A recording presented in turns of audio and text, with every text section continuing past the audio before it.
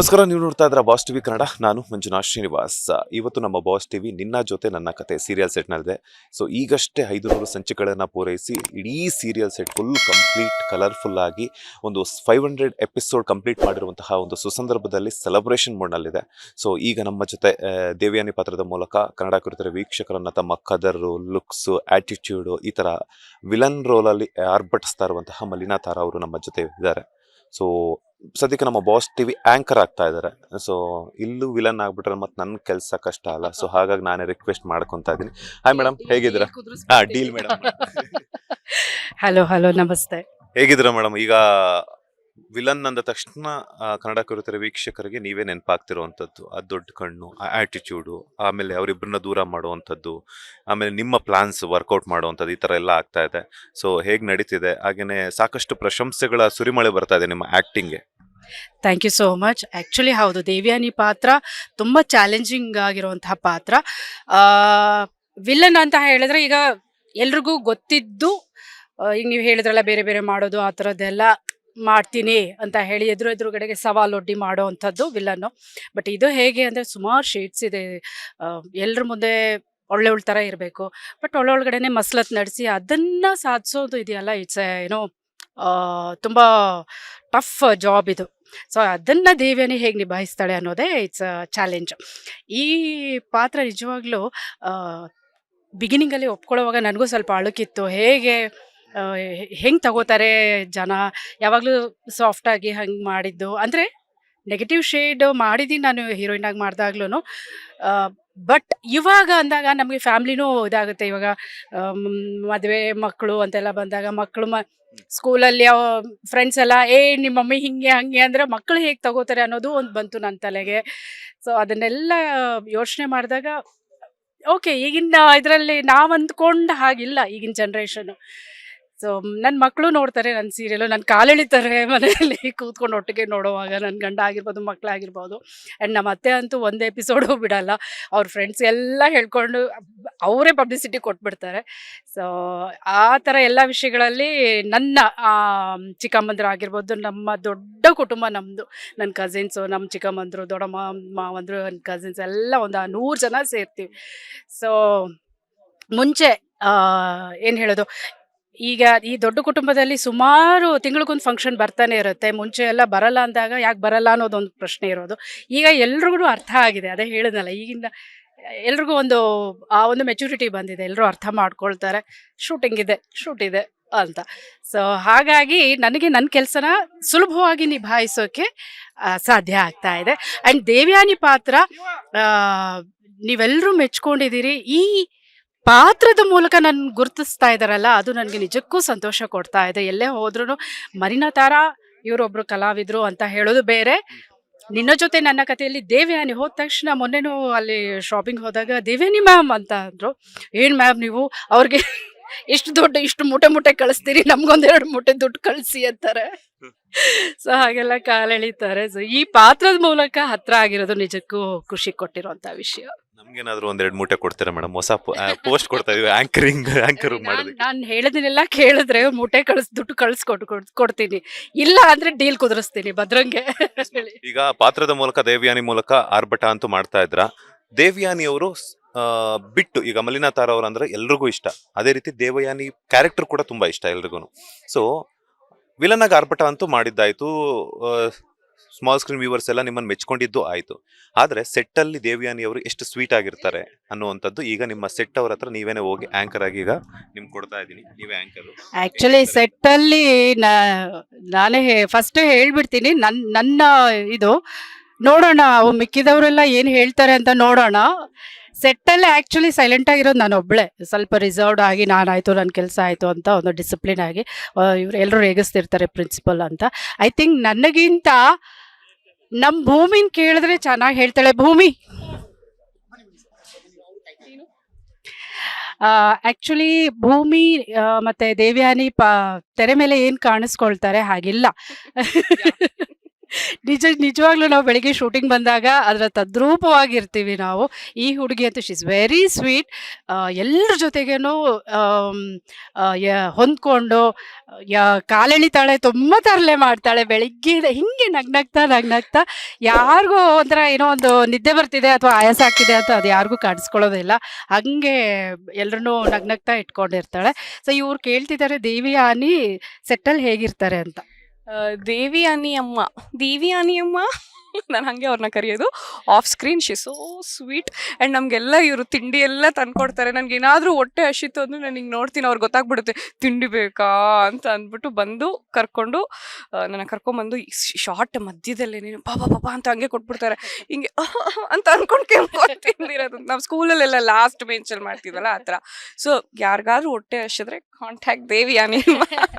And she's ಮಾತ್ರ ಕೊಡೋದಲ್ಲ, ಊಟನೂ ಕೊಡ್ತಾರೆ. ಅದು ರುಚಿಯಾಗಿ ಚಿಕನ್ ಮಟನ್ ಫಿಶ್ ಎಲ್ಲ ಮಾಡ್ಕೊಂಡು ತಗೊಂಡ್ಬರ್ತಾರೆ. ನಾನು ನಾನ್ ವೆಜ್ ಪ್ರಿಯೆ. ಮ್ಯಾಮ್ ಅಂತೂ she so sweet. Thank you baby, thank you ಮಾ. I love you ma'am. Love you too. Okay, ಈಗ ಮತ್ತೆ ಯಾರು ಸಿಗ್ತಾರೆ ನೋಡೋಣ ಬನ್ನಿ. ನಮ್ಮ ಸಂಗೀತ ಇದ್ದಾರೆ, ಸಂಗೀತನ ಕರೆಯೋಣ. ಸಂಗೀತ ಈಗ ನಾವು ಇಬ್ರು ಬೀಗರ ಆಗ್ತಾ ಇದ್ದೀವಿ. ಹೇಗೆಗೋ ಮ್ಯಾನೇಜ್ ಮಾಡಿ ಒಂದು ಹಂತಕ್ಕೆ ತಂದು ನಿಲ್ಲಿಸಿ ಎಲ್ಲರಿಗೂ ಬ್ರೈನ್ ವಾಶ್ ಮಾಡಿ ಈಗ ನನ್ನ ಮಗಳಿಗೆ ಸಂಗೀತನ 2ನೇ ಮಗನ್ನ ತಂದ್ಕೊಳ್ಬೇಕು ಅಂತ ಮಾತುಕತೆ ಆಗಿ ನಿಶ್ಚಿತಾರ್ಥ ಮುಗ್ದಿದೆ. ಮದುವೆ ಏನಾಗುತ್ತೆ ಅದು ಕ್ವಶನ್ ಮಾರ್ಕ್, ರಿವೀಲ್ ಮಾಡೋದು ಬೇಡ ಅಲ್ವಾ. ಓಕೆ, ಈಗ ಶೀಲಾ ಇವರು ಸಂಗೀತ ಪಾತ್ರ ನಿಭಾಯಿಸಿದೆ. ಶೀಲನ್ ಬಗ್ಗೆ ಹೇಳಬೇಕು ಅಂದರೆ very sweet lady, very down to earth. And ಬೆಳಿಗ್ಗೆ ಬಂದ ತಕ್ಷಣ ಒಂದು ಸ್ವೀಟ್ ಹಗ್ ಕೊಡ್ತಾರೆ. ನಾನು ಎಲ್ಲೇ ಇದ್ರೂ ಓಡ್ ಬಂದು ಮ್ಯಾಮ್ ಅದು ಒಂದು ಸ್ವೀಟ್ ಹಗ್ ಕೊಡ್ತಾರೆ. ಅಂದರೆ ಕಲಾವಿದರು ಒಂಥರ ಏನು ಹೇಳೋದು, ಇಲ್ಲಿ ಬರ್ತೀವಿ, ನಿನ್ನ ಕೆಲಸ ಏನೋ ನನ್ನ ಕೆಲಸ ಅಷ್ಟೇ. ಅಂದರೆ ನಾನಂತೂ ಸ್ವಲ್ಪ ರಿಸರ್ವ್ಡ್ ಆಗೇ ಇರ್ತೀನಿ. But she is not like that. ಎಲ್ಲರ ಜೊತೆನೂ ಹೊಂದ್ಕೊಂಡು ನಗ್ನಗ್ತಾ ಇದ್ದು, ಏನಾದರೂ ಇವಾಗ ನಮಗೇನಾದರೂ ಊಟ ತಿಂಡಿ ಇಲ್ಲಿ ಬೇರೆ ಕ್ಯಾಂಟೀನ್ ಇರುತ್ತೆ, ನಾನು ಮನೆಯಿಂದನೇ ತಂದುಬಿಡ್ತೀನಿ. ಇವ್ರು ಹೋಗುವಾಗ ಹೇಳ್ತಾರೆ, ಮ್ಯಾಮ್ ನಿಮ್ಗೆ ಏನಾದರೂ ಬೇಕಾ ಹೇಳಿ ತರ್ತೀನಿ. She is such A sweet lady. ಅವಾಗ ಎಲ್ಲರಿಗೂ ಈ ಥರ ಎಲ್ಲ ಆ ಪಾತ್ರ ಏನಿದೆ ಅಮ್ಮನ ಪಾತ್ರ ಹಾಗೆ ನೋಡ್ಕೋತಾರೆ ಕೂಡ ಇವರು. ಈಗ ದೇವ್ಯಾನಿ ಸೆಟ್ಟಲ್ ಹೇಗೆ ಅಂತ ಇವ್ರ ಪ್ರಶ್ನೆ. ನೀನು ಹೇಳೀಗ ಏನು ಅಂತ. ಆ್ಯಕ್ಚುಲಿ ಮ್ಯಾಮ್ನ ನಾನು ತುಂಬ ವರ್ಷದ ಹಿಂದೆ ಒಂದು ಸೆಟ್ಟಲ್ಲಿ ನೋಡಿದ್ದೆ, ಆಯಿತಾ. ಆ್ಯಕ್ಚುಲಿ ನಾನು ಮ್ಯಾಮ್ ಹೇಳಿದಾಗೆ ಗೊತ್ತಿಲ್ಲದೆ ಇರಲಿ ಯಾರೇ ಸಿಕ್ಕಿದ್ರು ಸ್ಮೈಲ್ ಮಾಡ್ತೀನಿ, ನಾನೇ ಹಲೋ ಗುಡ್ ಮಾರ್ನಿಂಗ್ ಅಂತ ಮಾತಾಡಿಸ್ತೀನಿ, ಆಯಿತಾ. ಒಂದು ಸೆಟ್ಟಿಗೆ ಹೋದೆ ನಾನು. ಅವಾಗ ಇದೇನು 15 ಇಯರ್ಸ್ ಬ್ಯಾಕ್ ಅಲ್ವಮ್ಮ, 15 ಇಯರ್ಸ್ ಆಗಿರುತ್ತೆ, ಇನ್ನೂ ಜಾಸ್ತಿನೇ ಅನಿಸುತ್ತೆ. ಹೋದೆ, ಮ್ಯಾಮ್ನ ನೋಡಿದೆ. ಇವ್ರು ಒಂಥರ ಹಿಂಗೆ ರಗಡ್ ಲುಕ್ಕು, ಸುಮ್ಮನೆ ಸ್ಟ್ರಿಕ್ಟಾಗಿ ಹಿಂಗೆ ಕೂತಿದ್ರು. ಮಾತಾಡ್ಸೋಕ್ಕೆ ಅಂತ ಹೋದವಳು ಮಾತಾಡ್ತಾರೋ ಇಲ್ವೋ ಅಂದ್ಬಿಟ್ಟು ಸುಮ್ಮನೆ ಟೈಕಂತ ಹಿಂಗೇ ಟರ್ನಾಗಿ ಬಂದಿದ್ದೆ, ಅದಷ್ಟೇ. ಅವತ್ತು ಸಿಕ್ಕಿದ್ದು ಮತ್ತೆ ಮ್ಯಾಮ್ ಇದೇ ಸೆಟ್ಟಲ್ಲಿ ಸಿಕ್ಕಿದ್ದು. ಫಸ್ಟ್ ಅನ್ಸೋದು, ಮ್ಯಾಮ್ ಅವತ್ತು ನೋಡಿದ್ದೆ ಮಾತಾಡಿರಲಿಲ್ಲ, ಮಾತಾಡ್ತಾರೋ ಇಲ್ವೋ ಹೆಂಗೆ ಏನು ಅಂತ ಫಸ್ಟ್ ಮಾತಾಡ್ಸೋದಕ್ಕೆ ಭಯ ಆಗ್ತಿತ್ತು. ಆಮೇಲೆ ಮ್ಯಾಮ್ ಹೇಳಿದ್ರಲ್ಲ ನನ್ನ ಬಗ್ಗೆ, ಸೇಮ್ ಮರೀನಾ ಮ್ಯಾಮು ಹಾಗೇನೆ, ಅಷ್ಟೇ ಸ್ವೀಟು. ನಮ್ಗೇನಾದರೂ ಹಸುವಾದರೆ, ಮಧ್ಯದಲ್ಲಿ ಏನಾದರೂ ಹಸುವಾದರೆ ಪಟ್ ಅಂತ ಹೋಗಿ ಅವ್ರನ್ನೇ ಕೇಳೋದು, ಮ್ಯಾಮ್ ಹಸುವಾಗ್ತಿದೆ ಪ್ಲೀಸ್ ಏನಾದರೂ ತಂದಿದ್ದೀರಾ ಅಂದರೆ ಪಟ್ ಅಂತ ಅವರು ಬುಟ್ಟಿ ಓಪನ್ ಮಾಡಿ ಏನಿದೆ ಅದನ್ನು ನಮಗೆ ತಿನ್ನಿಸ್ತಾರೆ. ಮ್ಯಾಮ್ ನಮ್ಮನ್ನು ಅಷ್ಟೇ ಚೆನ್ನಾಗಿ ನೋಡ್ಕೋತಾರೆ. ಆಮೇಲೆ ಇನ್ನೊಂದೇನು ಅಂದರೆ, ಅವ್ರವ್ರ ಪಾತ್ರ ಅವ್ರವ್ರು ನೋಡ್ಕೋತಾರೆ ಅಂತ ಅನ್ಕೋತಾರೆ ಎಲ್ರೂ. ಬಟ್ ಮ್ಯಾಮ್ ಹಾಗಲ್ಲ, ನಾವು ಏನಾದರೂ ಮಿಸ್ಟೇಕ್ ಮಾಡ್ತಿದ್ರೆ ಪಟ್ ಅಂತ ಅಲ್ಲೇ ಕರೆಕ್ಷನ್ ಹೇಳ್ತಾರೆ. ಶೀಲಾ ಇದು ನಿನ್ನ ಕ್ಯಾರೆಕ್ಟರ್ದಲ್ಲ, ನೀನು ಹಿಂಗೆ ಮಾಡ್ತಿದ್ಯಾ, ಹಂಗೆ ಮಾಡು ಅಂತ. ಆಮೇಲೆ ಇನ್ನೂ ಒಂದು, ಅವ್ರು ಆ ಥರ ಹೇಳ್ಕೊಟ್ಟು ನಮ್ಮನ್ನು ತೀಡಿದ್ದಕ್ಕೆ ಇವತ್ತು ಸಂಗೀತ ಕ್ಯಾರೆಕ್ಟರ್ ಅಂದರೆ ಹೆಂಗೆ, ನಾನು ಹಿಂಗೆ ಮಾಡಬೇಕು, ನನ್ನನ್ನು ತಿದ್ದೋರಿದ್ದಾರೆ ಅಂತ ನಾವು ಕಾನ್ಷಿಯಸಲ್ಲಿ ಕೆಲಸ ಮಾಡ್ತೀವಿ. ಆಮೇಲೆ ನನಗೇನಾದ್ರೂ ನಾನು ಮ್ಯಾಮ್ ಥರನೇ, ಮ್ಯಾಮು ತುಂಬ ಹೆಂಗೆ ಅಂದರೆ ಒಳ್ಳೆ ಸ್ಟೂಡೆಂಟ್ ಥರ, ಬಂದ ತಕ್ಷಣ ಎಲ್ಲ ಬಂಚು ಓದ್ತಾರೆ. ಆ್ಯಕ್ಚುಲಿ ನಿಜ ಹೇಳಬೇಕು ಅಂದರೆ ಬಂಚ್ ಓದೋದು ಕಲ್ತಿದ್ದು ನಾನು ಇವರಿಂದಾನೆ. ಈಗ ನಾನು ಇವ್ರ ಥರನೇ ಮ್ಯಾಮ್ ಓದ್ತಾರೆ, ನಾನು ಫುಲ್ ಇವತ್ತಿಂದ ಏನೇನು ಬಂಚಿದೆ ಓದಬೇಕು ಅಂತ ಓದ್ಕೋತೀನಿ. ನನಗೂ ಆಲ್ಮೋಸ್ಟ್ ನನಗೆ ಬೇರೆ ಭಾಷೆ ಗೊತ್ತಿಲ್ಲ ಅಂದರೆ ಕನ್ನಡ ಚೆನ್ನಾಗಿ ಗೊತ್ತು ಅನ್ಕೋತೀನಿ. ಅಕಸ್ಮಾತ್ ಅದರಲ್ಲೂ ನಂಗೆ ಏನೂ ಗೊತ್ತಾಗಿಲ್ಲ ಅಂದರೆ ಪಟ್ಟಂತ ನಾನು ಮ್ಯಾಮ್ನೇ ಹೋಗಿ ಕೇಳೋದು, ಮ್ಯಾಮ್ ನಂಗೆ ಈ ಸೆಂಟೆನ್ಸ್ ಮಾಡೋಕ್ಕೆ ಬರ್ತಿಲ್ಲ, ನಂಗೆ ಗೊತ್ತಾಗ್ತಿಲ್ಲ, ಹೇಳ್ಕೊಡಿ. ಅಂದರೆ ಏನು ಪುಸ್ತಕ ಓದ್ತಾ ಇರಲಿ, ಫೋನ್ ನೋಡ್ತಿರ್ಲಿ, ಅಥವಾ ಅವ್ರದ್ದೇ ಸೀನ್ ನೋಡ್ತಿರ್ಲಿ, ಅದನ್ನ ಪಕ್ಕಕ್ಕಿಟ್ಟು ಬಾ ಶೀಲು ಅಂತ ಒಂದು ಮಗುನ ಕರೆದು ಕೂರಿಸಿ, ಶೀಲು ಈ ಥರ ಹಿಂದೆ ಈ ಥರ ಆಗಿತ್ತು, ಈ ಡೈಲಾಗ್ನ ನೀನು ಇದೇ ಥರ ಹೇಳಬೇಕು, ಅಥವಾ ಏನಾದರೂ ಒಂದೊಂದ್ಸಲ ನಮ್ಗೆ ಬಾಯಿ ಟ್ವಿಸ್ಟ್ ಆಗಲಿಲ್ಲ ಅಂದರೆ ಅದಕ್ಕೆ ಆಲ್ಟರ್ನೇಟ್ ವರ್ಡ್ನ ಅವ್ರ ತಲೆ ಕೆಡಿಸ್ಕೊಂಡು ನನಗೆ ಹೇಳ್ಕೊಡ್ತಾರೆ. ಮ್ಯಾಮ್, ಈ ಮೂಲಕ ನಾನು ನಿಮಗೆ ಥ್ಯಾಂಕ್ಸ್ ಹೇಳ್ತೀನಿ ಮ್ಯಾಮ್. ನಿಜವಾಗ್ಲೂ ಕೋ ಆರ್ಟಿಸ್ಟ್ ಅಂದರೆ ಹಿಂಗೆ ಇರಬೇಕು. ನಂಗೆ ನಿಜವಾಗ್ಲೂ ಅಲ್ಲಿಂದ ಇಲ್ಲಿಗೆ ಬಂದ ತಕ್ಷಣ ಇವ್ರನ್ನೆಲ್ಲ ನೋಡಿದ ತಕ್ಷಣ ನನ್ನವರು ಅನ್ಸಕ್ಕೆ ಶುರುವಾಗುತ್ತೆ. ಏನಾದರೂ ಗೊತ್ತಾಗಿಲ್ಲ ಅಂದರೆ ಅಥವಾ ಏನಾದರೂ ಹೇಳ್ಕೋಬೇಕು ಅಂದರೆ ಪಟ್ ಅಂತ ಹೇಳ್ಕೊಂಬಿಡ್ಬೇಕು. ನನ್ನವರು ಅನ್ನೋ ಫೀಲ್ ಕೊಟ್ಟಿದ್ದೀರಾ ನನಗೆ. ಸೀರಿಯಲಲ್ಲಿ ಮಾತ್ರ ವಿಲನ್ನು, ಇವ್ರು ಅದ್ರ ಡೆಡ್ ಆಪೋಸಿಟ್ಟು ಅಷ್ಟು ಚೆನ್ನಾಗಿ ನಮ್ಮನ್ನೆಲ್ಲ ನೋಡ್ಕೋತಾರೆ. Thank you ma'am, love you so much ma'am. ನಾನು ನಿಮ್ಮನ್ನು ತುಂಬ ಪ್ರೀತಿಸ್ತೀನಿ, ನೀವು ನನ್ನನ್ನು ಪ್ರೀತಿಸಿ. ಇದು ಇವರು ಡೈಲಿ ಹೇಳೋ ಮಾತು. ಆ್ಯಂಡ್ ಹೇಳ್ಕೊಡೋದು ಹೆಚ್ಚಲ್ಲ, ಹೇಳ್ಕೊಡೋದನ್ನ ತಗೊಳ್ಳೋ ಮನೋಭಾವ ಇದೆಯಲ್ಲ ಅದೆಲ್ರಿಗೂ ಬರಲ್ಲ. ಇವ್ರೇನು ಹೇಳ್ಕೊಡೋದು ಅನ್ನೋದೊಂದು ಇರುತ್ತೆ ಕೆಲವ್ರಿಗೆ. ಬಟ್ ಶಿಲು ಹಾಗಲ್ಲ. ಏನಾದರೂ ಹೇಳಿದ್ರೆ ಅದನ್ನು ಮುಕ್ತ ಮನಸ್ಸಿಂದ ಸ್ವೀಕರಿಸಿ, ಹೌದಲ್ವಾ, ಕರೆಕ್ಟ್, ಓಕೆ ಅಂತ ಅದನ್ನು ಹಾಗೆ ಅಳವಡಿಸ್ಕೊಂಡು ಮಾಡ್ತಾರೆ. ಸೊ ಆ ಗುಣ ನನಗೆ ತುಂಬ ಇಷ್ಟ. ಒಳ್ಳೇದಾಗಲಿ ಶಿಲು, ಆಲ್ ದಿ ಬೆಸ್ಟ್. ಓಕೆ, ಈಗ ನೆಕ್ಸ್ಟ್ ಯಾರಿದ್ದಾರೆ? ಅತ್ತೆ ಇದ್ದಾರೆ, ಬನ್ನಿ ಅತ್ತೆ. ಹಾಯ್ ಅತ್ತೆ. ಹೌದು ಹೌದು, ಅವ್ರಿಗೆಲ್ಲ ಪರಿಚಯ ಮಾಡಿಸ್ಕೊಡ್ಬೇಕಂತೆ. ಈಗ ದೇವ್ಯಾನಿ ಹೇಗೆ ಅಂತ ಅವರು ಎಲ್ಲರೂ ಹೇಳಬೇಕು ಅಂತ ಹೇಳಿದ್ದಾರೆ. ಸೊ ದೇವ್ಯಾನಿ, ನೀವು ಕಂಡಂಥ ದೇವ್ಯಾನಿ ಹೇಗೆ ಹೇಳಿ. ಆ ಅತ್ತೆ ಬಗ್ಗೆ ನಾನು ಹೇಳಲೇಬೇಕು. ಅತ್ತೆ ಹೇಗೆ ಅಂದರೆ ಪಾಪ ಅವರು ಮುಗ್ಧ ಮನಸ್ಸಿನವರು. ಅವ್ರಿಗೆ ಈ ದೇವ್ಯಾನಿ ನಾನು ಏನು ಮಾಡಿದ್ರು ಗೊತ್ತಾಗಲ್ಲ. ಚೆನ್ನಾಗಿ ಅವ್ರನ್ನ ಬಳಸ್ಕೊಂಡು ನನಗೇನು ಬೇಕೋ ಆ ಕೆಲಸ ಸಾಧಿಸ್ಕೊಂಡು ಹೋಗ್ತಾ ಇರ್ತೀನಿ. ಏನೋ ಒಂದೆರಡು ಹನಿ ಕಣ್ಣೀರು ಹಾಕ್ಬಿಟ್ರೆ ಸಾಕು, ಪಾಪ ಕರ್ಗೋಗ್ಬಿಡ್ತಾರೆ. ಅಂಥ ಸ್ವೀಟ್ ಅತ್ತೆ. ಇಂಥ ಅತ್ತೆ ಎಲ್ರಿಗೂ ಸಿಗಬೇಕು. ಆ್ಯಕ್ಚುಲಿ ನಿಜ ಜೀವನದಲ್ಲಿ ಇಂಥ ಅತ್ತೆ ಸಿಗ್ಬೇಕು. ರೇಖಾ ಮ್ಯಾಮ್ ಬಗ್ಗೆ ನಾನು ಹೇಳಲೇಬೇಕು. Such A senior artist. ಒಂದು ಚೂರು ಅಹಮಿಲ್ಲ ಅವ್ರಿಗೆ. ನಮ್ಮಗಳ ಜೊತೆ, ನಮ್ಮ ವಯಸ್ಸಿನ ಜೊತೆ ಹೊಂದ್ಕೊಂಡು, ನಮ್ಮ ಜೊತೆ ಮಾತುಕತೆಯಲ್ಲಿ ತೊಡಗಿಸ್ಕೊಂಡು, ತಮಾಷೆ ಮಾಡಿಕೊಂಡು, ಆಮೇಲೆ ಕೆಲವೊಂದು ಪುಟ್ಟ ಆರ್ಟಿಸ್ಟ್ಗೆಲ್ಲ ಅವ್ರಿಗೆಲ್ಲ ತಿಳುವಳಿಕೆ ಹೇಳ್ತಾ ತುಂಬ ಚೆನ್ನಾಗಿ ಹೊಂದ್ಕೊಂಡು ಹೋಗ್ತಾರೆ.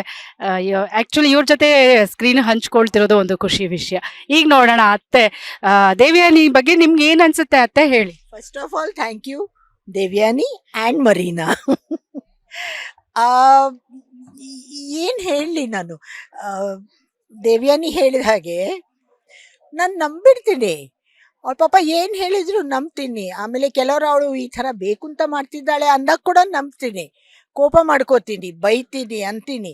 ಆಮೇಲೆ ಮತ್ತೆ ಯಾರು ಇಲ್ಲ ಅದು ದೇವ್ಯಾನಿ ಹಾಗಲ್ಲ ಅಂತ ಹೇಳಿದರೆ ಮತ್ತೆ ಅವಳನ್ನು ಅಪ್ಪಿಕೋತೀನಿ. ಸೊ ಒಂಥರ ಎಲ್ಲರನ್ನು ನಂಬುವಂಥ ಕ್ಯಾರೆಕ್ಟರ್ ಇದು. ಸೊ ಎಂಜಾಯ್ ಮಾಡ್ತಾ ಇದ್ದೀನಿ. ಥ್ಯಾಂಕ್ ಯು ಅತ್ತೆ. ಇನ್ಯಾರಿದ್ದಾರೆ? ಅಲ್ಲಿ ಒಂದು ಗ್ಯಾಂಗ್ ಕೂತಿದೆ. ಇಲ್ಲಿ ತ್ರಿಮೂರ್ತಿಗಳು ಕೂತಿದ್ದಾರೆ, ಬನ್ನಿ ಮಾತಾಡ್ಸೋಣ.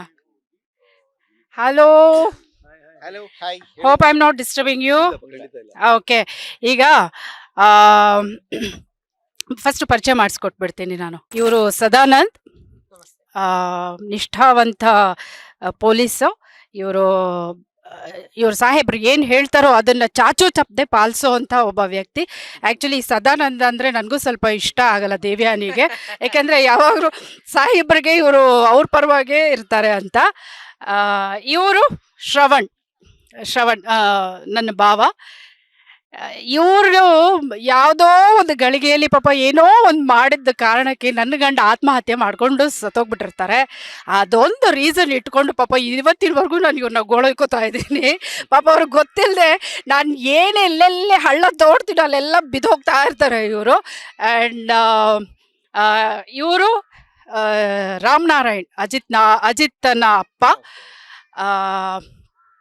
ಅವನು ಖಡಕ್ ಪೊಲೀಸ್ ಆಫೀಸರ್ ಆಗೋಕ್ಕೆ ಇವರು ಒಂದು ರೀತಿಯಲ್ಲಿ ಕಾರಣ. ಅವನ್ನ ಚಿಕ್ಕ ವಯಸ್ಸಿಂದ ಹಾಗೆ ಬೆಳೆಸ್ಕೊಂಡು ಬಂದಿರ್ತಾರೆ. ಆ್ಯಂಡ್ ಒಬ್ಬ ತುಂಬ ತೂಕ ಇರೋವಂಥ ಪಾತ್ರ ಇವ್ರು ನಿಭಾಯಿಸಿರೋದಂದರೆ ಜಾಸ್ತಿ ಮಾತಾಡಲ್ಲ. ಬಟ್ ಮನೇಲಿ ಏನೇ ಒಂದು ಡಿಸಿಷನ್ ತಗೊಳ್ಬೇಕು ಅಂದ್ರೂ ಅಪ್ಪ ಕೇಳಬೇಕು ಅನ್ನೋ ಥರ ಎಲ್ಲ ಇರುತ್ತೆ. ಸೊ ಅದು ಆ ಪಾತ್ರ ನಿಭಾಯಿಸ್ತಾ ಇರೋದು. ಹೌದು ಹೌದು ಹೌದು, ಇವ್ರಿಗೂ ಟೋಪಿ ಹಾಕ್ಬಿಟ್ಟಿರ್ತಾರೆ ನನ್ನ ಗಂಡ. ಓಕೆ ಹೌದು ಹೌದು ಓಕೆ ಈಗ ನಿಮ್ಮ ಬಗ್ಗೆಲ್ಲ ನಾ ಹೇಳ್ದೆ ಅಲ್ವಾ ನಮ್ಮ ಶೂಟಿಂಗ್ ಸ್ಪಾಟಲ್ಲಿ ಏನಾಗುತ್ತೆ ಅನ್ನೋದನ್ನು ಕೆಲವೊಂದು ಪಾಯಿಂಟ್ಸ್ನ ಹಂಚ್ಕೊಳ್ಳೋಣ ಓಕೆನಾ ಅಂದರೆ ವೀಕ್ಷಕರಿಗೆ ಒಂದು ಕುತೂಹಲ ಇರುತ್ತಲ್ಲ ಇವ್ರು ಹೇಗಿರ್ತಾರೆ ಶೂಟಿಂಗಲ್ಲಿ ಏನು ಅಂತ I think Swami is a best person ನೀವು ಕರೆಕ್ಟಾಗಿ ಹೇಳ್ತೀರಾ ಅಂದ್ಕೋತೀನಿ ಯಾರ್ಯಾರು ಹೆಂಗೆ ಶೂಟಿಂಗಲ್ಲಿ ನೀವು ಅನಲೈಸ್ ಮಾಡಿರೋ ಥರ ಅಂತ ಶ್ರವಣಿಗೆ ಕೊಡೋಣ. ಯೂಶಲಿ ನಾವೆಲ್ಲರೂ ಪ್ರೇಕ್ಷಕರು ಪರ್ಟಿಕ್ಯುಲರ್ ಎಲ್ಲರೂ ಪಾತ್ರವಾಗೇ ನೋಡ್ತಾ ಇರ್ತಾರೆ. ಪಾತ್ರಗಳನ್ನ ಬಿಟ್ಟು ಆಚೆ ಬಂದಾಗ ನಾವುಗಳಾಗಿ ಇರ್ತೀವಿ. ಒಂದು ಏನಾಗುತ್ತೆ ನಮ್ಗಳಿಗೆ ಏನಾಗುತ್ತೆ ಅಂದ್ರೆ ನಾವೆಲ್ಲ ಮುಂಚೆಯಿಂದನೂ ಇರೋದ್ರಿಂದ ನಮ್ಗಳಿಗೆ ಹಳೆ ವಿಷಯಗಳನ್ನ ಮೆಲುಕಾಕಕ್ಕೆ ತುಂಬಾ ಇರುತ್ತೆ. ಆ ಸೀರಿಯಲ್ ಮಾಡೋವಾಗ ಹಿಂಗಿತ್ತು, ಈ ಸೀರಿಯಲ್ ಮಾಡೋವಾಗ ಹಿಂಗಿತ್ತು, ಈ ಟ್ರಿಪ್ಗೆ ಹೋಗಿದ್ವಿ, ಆ ಟ್ರಿಪ್ಗೆ ಹೋಗಿದ್ವಿ ಅಂತ. ಹೊಸಬರಿಗೆ ಏನಂದ್ರೆ ಪ್ರತಿಯೊಂದು ಎಕ್ಸೈಟ್ಮೆಂಟ್. ಈಗ ಅಂಜುಗಿರ್ಬೋದು, ನಮ್ಮ ಲಿಖಿತ್ ಆಗಿರ್ಬೋದು, ಭೂಮಿಗಿರ್ಬೋದು, ಅವ್ರಿಗೆಲ್ಲ ಹೊಸದಾಗಿರೋದ್ರಿಂದ ಅವ್ರಿಗೆ ಪ್ರತಿಯೊಂದು ಎಕ್ಸೈಟ್ಮೆಂಟ್ ಅನ್ನಿಸ್ತಾ ಇರುತ್ತೆ. ಅಂಡ್ ಎಲ್ಲಾ ತರಲೆ ಗ್ಯಾಂಗ್ ಅವು ಏನಿದ್ದಾರೆ, ಒಂದು ಚಿಲ್ಟು ಪಿಲ್ಟುಸ್ ಎಲ್ಲ ದೊಡ್ಡ ತರಲೆಗಳೇ, ದೊಡ್ಡ ಕ್ವಾಟ್ಲೆ. ನಮ್ಮ ಸಮಕ್ಕೆ ಒಂದು ಜನರೇಷನ್ ಗ್ಯಾಪ್ ಅನ್ನೋದನ್ನ ಮರ್ಸೋ ತರ ನಮ್ ಜೊತೆ ಮಿಂಗಲ್ ಆಗ್ತಾರೆ. That is one plus point. ಅವ್ರು ಅದನ್ನ ಈಗ ಮಾಡ್ತಿದಾರೆ ಅಷ್ಟೇ. ನಾವ್ ಅವಾಗ ಏನ್ ಮಾಡ್ತಿದ್ವಿ, ಅವ್ರು ಅದನ್ನ ಈಗ ಮಾಡ್ತಿದಾರೆ ಅಷ್ಟೇ. ಆಮೇಲೆ ನೀವು ಒಂದ್ ಕತೆ ನೋಡ್ತಿರ್ತೀರಲ್ವಾ, ನಿಮ್ಮ ಕತೆ ಬಿಟ್ಬಿಟ್ಟು ನಮ್ಮದೊಂದ್ ಕತೆ ಇರುತ್ತೆ, ನಾವು ಸೃಷ್ಟಿ ಮಾಡ್ಕೊಂಡಿರೋದು. ಅದಂತೂ ತುಂಬಾ ದೊಡ್ಡದಾಗಿರುತ್ತೆ, ಅದನ್ನ ನಾವು ಹೇಳಕ್ಕಾಗಲ್ಲ ನಿಮ್ಗೆ. ನೀವು ನೋಡ್ತಿರೋ ಕತೆಗೆ ಟೋಟಲಿ ಅಪೋಸಿಟ್ ಆಗಿರುತ್ತೆ ನಮ್ಮ ಕತೆ. ಚೆನ್ನಾಗಿರುತ್ತೆ, ಆತರ ಮಾಡಿದ್ರೆ ಚೆನ್ನಾಗಿರುತ್ತೆ ಅಂತ ಸಖತ್ ತರಲೆ ಕತೆಗಳವೆಲ್ಲ. ಸ್ವಾಮಿ ಇವಾಗ ಎಸ್ಪೆಷಲಿ ಈಗ ಶ್ರವಣ್ ಹೆಂಡತಿ ವಾಪಸ್ ಬಂದಿರೋದ್ರಿಂದ ಅವಾಗಿಂದ ಇವ್ರಿಗೆ ಹೆಂಡತಿ ಇರಲ್ವಲ್ಲ, ಸೊ ನಾವು ರೇಗಿಸ್ತಾ ಇರ್ತೀವಿ, ಇವರೆಲ್ಲ ರೇಗಿಸ್ತಾ ಇರ್ತಾರೆ. ಮನೆಯಲ್ಲಿ ಶ್ರವಣ್ ಒಬ್ನೇ ಇರ್ತಾನೆ, ಔಟ್ ಹೌಸಲ್ಲಿ ಏನ್ ಮಾಡ್ತಿರ್ತೀಯ ಸುಮ್ಮನೆ ಇವ್ರು ಕಾಲು ಎಳಿತಾ ಇರ್ತಾರೆ.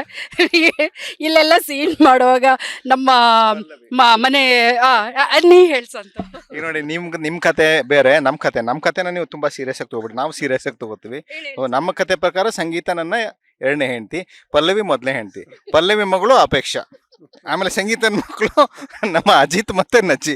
ಈ ತರ ನಮ್ ಕತೆ ಬೇರೆ ರೀತಿಲಿ ಹೋಗ್ತಾ ಇರುತ್ತೆ. ಬಟ್ ಅದನ್ನ ನೀವು ಸೀರಿಯಸ್ ಆಗಿ ತಗೋಬೇಡಿ, ನಾವು ತಮಾಷೆಗೆ ಮಾಡ್ಕೊಂಡಿರ್ತೀವಿ. ಓಕೆ ಸದಾನಂದ ಅವ್ರೆ, ಏನು ಮಾತಾಡ್ತಿಲ್ಲ ನೀವು. ನೋಡ್ರಿ, ನೀವು ನನ್ನ ಮಾತು ಕೇಳಿದ್ರೆ ನಿಮ್ಗೆ ಮೂಟೆ ಹಣ ಬರುತ್ತೆ, ಇಲ್ಲ ಅಂದ್ರೆ ಡೀಲ್ ಕುದುರಿಸ್ತೀನಿ. ಏನ್ ಹೇಳ್ತೀರಿ? ಸ್ವಾಮಿ ತುಂಬಾ ಕಾಲು ಎಳಿತಾರೆ, ಹೌದು ಹೌದು ಹೌದು ಹೌದು. ಎಲ್ರಿ ನಿಮ್ ಹೆಂಡತಿ? ಮನೇಲಿ ಬಿಟ್ಟು ಬಂದಿದ್ದೇನೆ ಮೇಡಮ್. ತುಂಬಾ ಖುಷಿ ಆಗುತ್ತೆ. ಅಂದಂಗೆ ಸ್ವಾಮಿ ಸರ್ ತುಂಬಾ ಕಾಲು ಎಳಿತಾರೆ. ಅವ್ರು ಕಾಲು ಎಳೆದೇ ಬಹಳ ವಿಚಿತ್ರ, ಅನ್ಎಕ್ಸ್ಪೆಕ್ಟೆಡ್ ಕಾಮಿಡಿ ಅದು. ಇಮ್ಯಾಜಿನೇ ಮಾಡೋಕ್ಕಾಗಲ್ಲ. ನಾವು ನಿಜವಾಗ್ಲೂ ನಾನೊಬ್ಬ comedian, but Swami sir comedy ಇದು ಇದೆ ಅಲ್ವಾ, ಅದನ್ನ ಎಕ್ಸ್ಪೆಕ್ಟೇ ಮಾಡೋಕ್ಕಾಗಲ್ಲ. ಹಾಗೆ ತುಂಬ ಚೆನ್ನಾಗಿರುತ್ತೆ ಸೆಟ್ಟು. ಕೆಲವೊಂದು ಸೆಟ್ಗೆ ನಾನು ಎಕ್ಸ್ಪೆಷಲಿ ತುಂಬ ಮನೆಯವ್ರ ಥರ ಫೀಲ್ ಮಾಡ್ತೀನಿ ಎಲ್ಲ ಆರ್ಟಿಸ್ಟ್ನ. ಕೆಲವೊಂದು ಸೆಟ್ಗಳಿಗೆ ದುಡ್ಡುಗೋಸ್ಕರ ಹೋಗ್ತೀವಿ, ಕೆಲವೊಂದು ಸೆಟ್ಗಳಿಗೆ ಮನಸ್ಸಿಗೋಸ್ಕರ ಇಲ್ಲಿ ಬರ್ತೀವಿ. ನಿಜವಾಗ್ಲೂ ಸರ್ ನಾನಂತೂ ಇಲ್ಲಿ ಬರೋದು ಮನಸ್ಸಿಗೋಸ್ಕರನೇ. ಭಾಳ ಖುಷಿ ಆಗುತ್ತೆ. Thank you. ಅದೇ ಇವ್ರು ಹೇಳ್ದ ಹಾಗೆ ಆಕ್ಚುಲಿ ನಾನು ಇಲ್ಲಿ ಇದ್ದೀನಿ ಅಂತ ಬಹುಶಃ ಇವ್ರು ಯಾರು ಓಪನ್ ಅಪ್ ಆಗ್ತಿಲ್ಲ, ಇಲ್ಲಾಂದ್ರೆ ಇವ್ರ ಮಾತುಗಳೇ ಬೇರೆ ಇರುತ್ತೆ. ಇವ್ರದೇ ಸ್ಟೋರಿ ಏನೋ ಒಂದು ಕ್ರಿಯೇಟ್ ಆಗ್ಬಿಟ್ಟಿರುತ್ತೆ. ನಮ್ಮ ಸ್ವಾಮಿ ತುಂಬಾ ತಲೆಹರಟೆ. ಅವನನ್ನ ಇಲ್ಲಿ ಸೆಟಲ್ ನೋಡ್ಬಿಟ್ರೆ ನೀವು ನಂಬಕ್ಕಾಗಲ್ಲ, ಒಂದೊಂದು ಪಾಯಿಂಟ್ಗಳು ತುಂಬಾ ಚೆನ್ನಾಗಿ ಕೊಡ್ತಿರ್ತಾನೆ. ನಾವು ಆಕ್ಷನ್ ಅಂತಾರೆ, ಅಲ್ಲಿ ಏನೋ ಒಂದು ಡೈಲಾಗ್ ಇರುತ್ತೆ.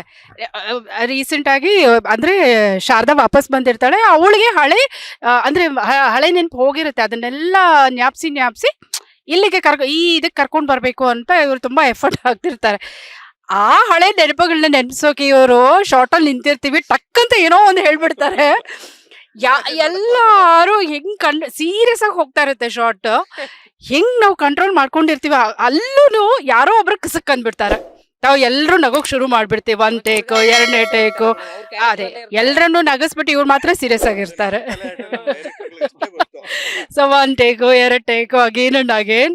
ಪಾಪ ಆಕ್ಚುಲಿ ಡೈರೆಕ್ಟರ್ಗೆ ತುಂಬಾ ಥ್ಯಾಂಕ್ಸ್ ಹೇಳ್ಬೇಕು ನಾವು. Patience, hats off. ಯೂಶಲಿ ಒಂದು 3 ಕಲಾವಿದ್ರು 4 ಕಲಾವಿದ್ರೇ ಕಷ್ಟ. ಅದ್ ಹೆಂಗೆ ಅಂದ್ರೆ ಕಪ್ಪೆಗಳನ್ನ ತಂದು ತಕಡಿಲಿ ಹಾಕ್ದಂಗೆ.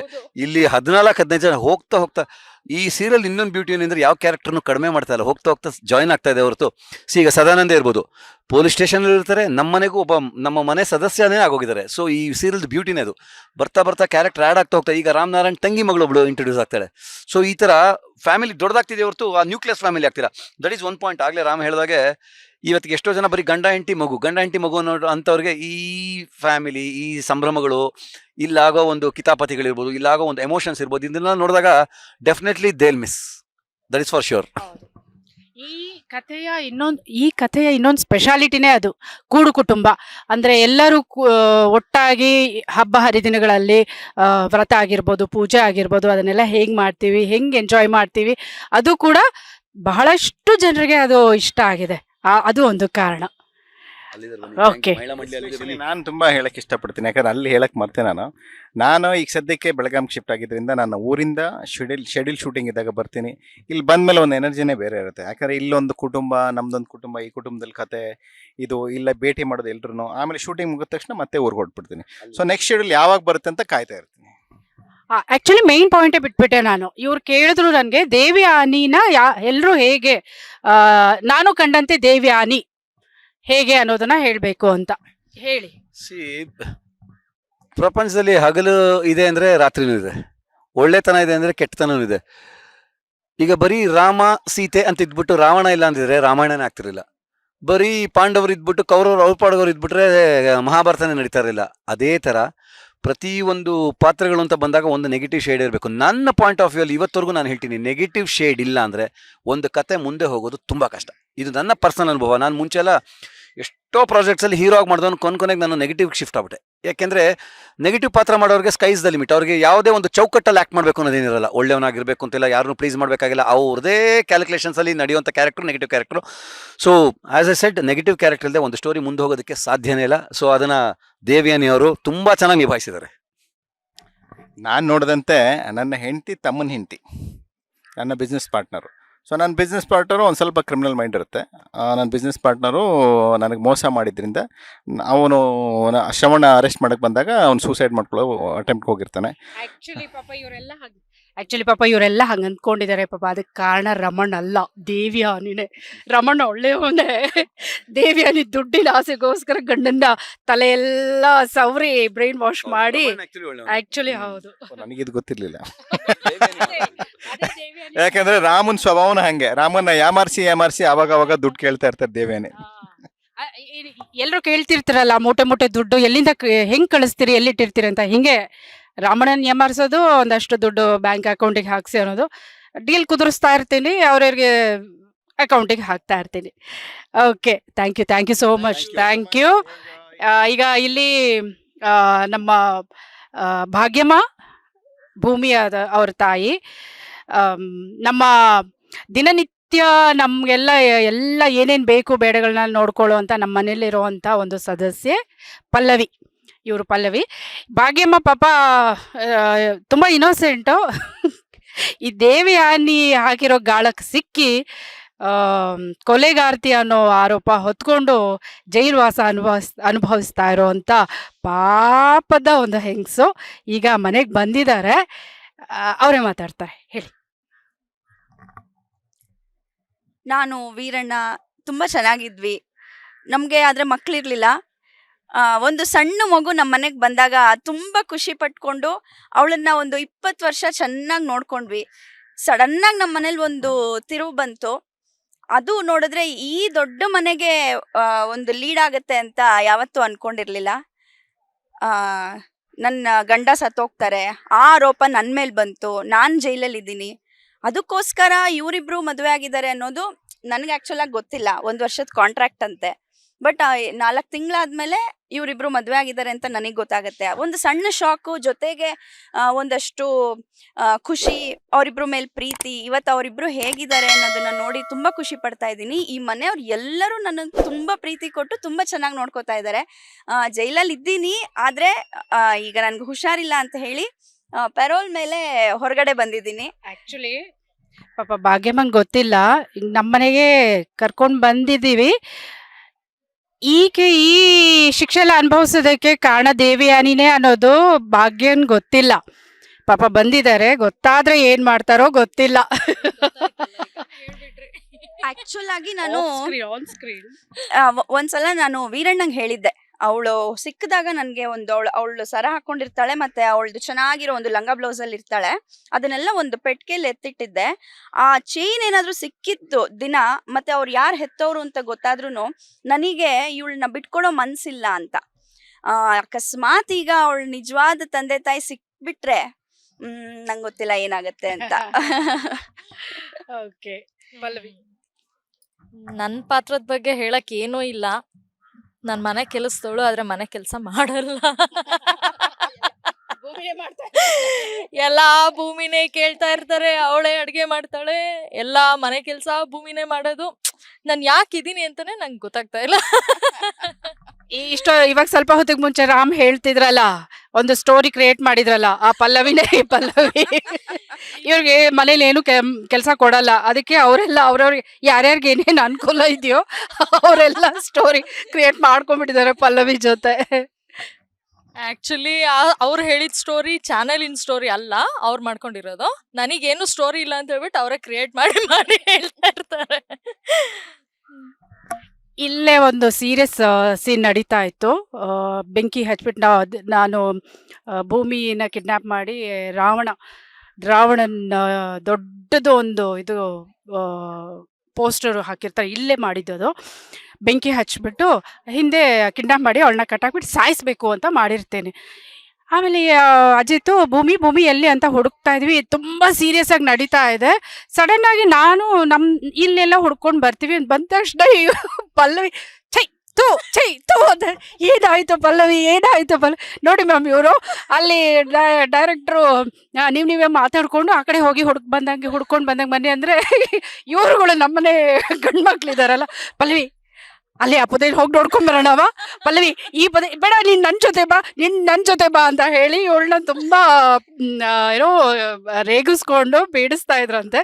ಇವಳು ಬಂದ್ಬಿಟ್ಟು ಇಲ್ಲಿ ಎಲ್ರನ್ನೂ ಹಿಂಗೆ ನೋಡಿ ಮ್ಯಾಮ್ ಇವರು ಹಿಂಗೆ ಮಾಡಿದ್ರು ಅಂತ. ಹಾಗೆ ಅದೊಂದು ಸೀರಿಯಸ್ ಇರೋವಂಥ ಕಂಟೆಂಟ್ ಇರೋವಂಥ ಒಂದು ಸೀನಲ್ಲಿ ಈ ಥರ ನಾವು ಶೂಟಿಂಗಲ್ಲಿ ಇಷ್ಟೆಲ್ಲ ತಮಾಷೆ ಎಲ್ಲ ಮಾಡ್ಕೊಂಡು ಆ್ಯಕ್ಟ್ ಮಾಡಿದ್ದೀವಿ. ಸೊ ಅದು ಒಂದು ಅನುಭವ. Thank you ma'am, thank you so much. ಎಲ್ಲರನ್ನೂ ಕವರ್ ಮಾಡಿದಾರೆ, ಆದ್ರೆ ಅಜಿತ್ ಅವ್ರನ್ನ ಬಿಟ್ಟು ಕವರ್. ಅಜಿತ್ ಐ ಥಿಂಕ್ ಡ್ಯೂಟಿಗೆ ಹೋಗಿದಾರ? ಹೌದು, ಇಲ್ಲ, ಇವತ್ತು 500ರ ಕಂತಿನ ಸಂಭ್ರಮ ನಡೀತಾ ಇದೆ, ಹಾಗಾಗಿ ಅವರು ಅಲ್ಲಿ ಆಕ್ಯುಪೈ ಆಗಿಬಿಟ್ಟಿದ್ದಾರೆ. ನೋಡುವ ಸಮಯ ಸಿಕ್ಕಿ ಅವ್ರೇನಾದರೂ ಫ್ರೀ ಆದರೆ ಮಾತಾಡ್ಸೋಣ. ಥ್ಯಾಂಕ್ ಯು ಸೋ ಮಚ್, ತುಂಬಾ ಖುಷಿ ಆಯ್ತು 3 ಜನಕ್ಕೂ. ಅಭಿನಯ ಅಂತೂ ಸಿಕ್ಕಾಪಟ್ಟೆ ಚೆನ್ನಾಗಿ ಬರ್ತಾ ಇದೆ, ಒಳ್ಳೇದಾಗ್ಲಿ, all the best. Thank you so much. ಹೀಗೆ ನಿನ್ನ ಜೊತೆ ನನ್ನ ಕತೆ ಧಾರಾವಾಹಿ ನೋಡ್ತಾ ಇರಿ, ನಿಮ್ಮ ಪ್ರೀತಿ ಆಶೀರ್ವಾದ ಹೀಗೆ ಇರಲಿ ಅಂತ ಕೇಳ್ಕೊತೀವಿ. Thank you. ನೀವು ಆಗ್ಲೇ ಹೇಳಿದ್ರಲ್ಲ, ಅಡ್ವಾನ್ಸ್ ಆಗಿ 500 ಎಪಿಸೋಡ್ಸ್, ಇನ್ನೊಂದಷ್ಟು ಆ್ಯಡ್ ಆನ್ ಆಗಲಿ. ಹೌದು, ಇನ್ನು ಅದೇ ಇವಾಗ ತಾನೇ ಇವರು ಶಿಲ್ಪಾ ಮ್ಯಾಮ್ ಹೇಳ್ತಿದ್ರು 1000 ಆ್ಯಡ್ ಆಗುತ್ತೆ ಅಂತ. ಅಂದರೆ 500ಗೆ ಅದರ ನೆಕ್ಸ್ಟ್ 1000 ಅಲ್ಲ, 500ಗೆ 1000 ಆ್ಯಡ್ ಆಗುತ್ತೆ ಅಂತ ಹೇಳ್ತಾ ಇದ್ರು. ನೋಡೋಣ. ಥ್ಯಾಂಕ್ ಯು ಮ್ಯಾಮ್, ಎಲ್ರಿಗೂ ಒಳ್ಳೇದಾಗ್ಲಿ, all the best. Thank you so much. Thank you. ನೋಡಿದ್ರಲ್ಲ, ನಿನ್ನ ಜೊತೆ ನನ್ನ ಕತೆ ಸೀರಿಯಲ್ ಸೆಟ್ನಲ್ಲಿ ಬಾಸ್ ಟಿವಿ ಎಷ್ಟು ಎಂಜಾಯ್ ಮಾಡಿದ್ರು ಅಂತ ಹೇಳ್ಬಿಟ್ಟು. ಅವರ ಆನ್ ಸ್ಕ್ರೀನ್ ಎಷ್ಟು ಚೆನ್ನಾಗಿ ಮಾತಾಡ್ತಾರೋ, ಆಫ್ ದಿ ಸ್ಕ್ರೀನ್ ಕೂಡ ಅಷ್ಟೇ ಎಂಜಾಯ್ ಮಾಡ್ತಾರೆ, ಅಷ್ಟೇ ಚೆನ್ನಾಗಿ ಎಲ್ಲರೂ ಕೂಡ ಮಿಂಗಲ್ ಆಗ್ತಾ ಇರ್ತಾರೆ. ಇದು ನಿನ್ನ ಜೊತೆ ನನ್ನ ಕತೆ ಸೀರಿಯಲ್ನ 500 ಎಪಿಸೋಡ್ ಸೆಲೆಬ್ರೇಷನ್ ಜೊತೆಗೆ ಅವರ ಆಫ್ ಸ್ಕ್ರೀನ್ ತುಂಟಾಟ ಮತ್ತು ತರಲೆಗಳು. ಕ್ಯಾಮರಾ ಪರ್ಸನ್ ದಿನೇಶ್ ಜೊತೆ Manjunath Srinivas, boss TV Kannada, Bengaluru. Latest ಹಾಗೂ ಇಂಟ್ರೆಸ್ಟಿಂಗ್ ಸುದ್ದಿಗಳಿಗಾಗಿ ಬಾಸ್ ಟಿವಿ ಕನ್ನಡ ಚಾನೆಲ್ನ ಸಬ್ಸ್ಕ್ರೈಬ್ ಮಾಡಿ, ಹಾಗೆಯೇ ಬೆಲ್ ಐಕಾನ್ ಪ್ರೆಸ್ ಮಾಡಿ. ಇದರ ಜೊತೆಗೆ ಫೇಸ್ಬುಕ್, ಇನ್ಸ್ಟಾಗ್ರಾಮ್, ಎಕ್ಸ್ ನಲ್ಲೂ ಮಿಸ್ ಮಾಡದೆ ಫಾಲೋ ಮಾಡಿ.